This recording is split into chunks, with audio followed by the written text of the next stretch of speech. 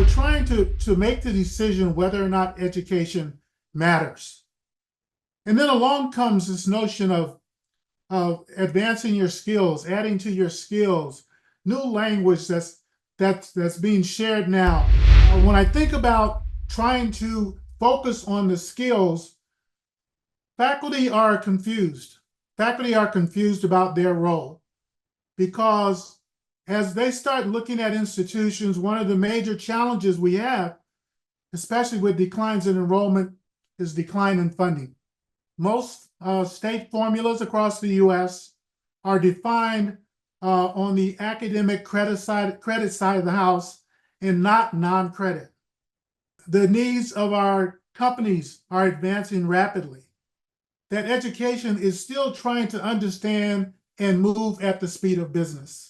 And all of these organizations now are struggling to determine what should be part of a student's record, how trusted can it be, and whether or not individuals should rely on that. As we are looking at labor management data, we're starting to recognize that the language that we are choosing, especially when you look at our student population of first generation, low-income students are a large population. Many of them have not come back to our colleges.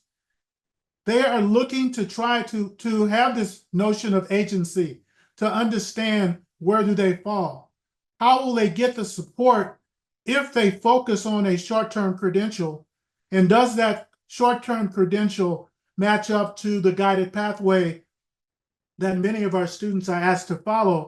So if you come in on the non-credit side of the house, then you need to translate it into credit. You need to have faculty members who understand how we can transition our students from one side of the house to the other side of the house, and then transition them to the completion of a stackable degree to complete a 2-year degree and or transfer to a 4-year degree.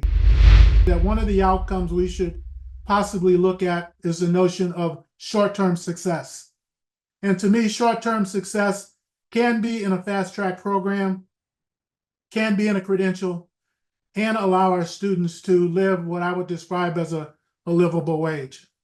So as we move forward, as we look at the changing nature of our student population, as we look at the visible data that we can see and capture it, how will it be interpreted by the employers? How will it be interpreted by our colleges so that we can prepare our students to meet the student outcomes that are necessary to make them employable?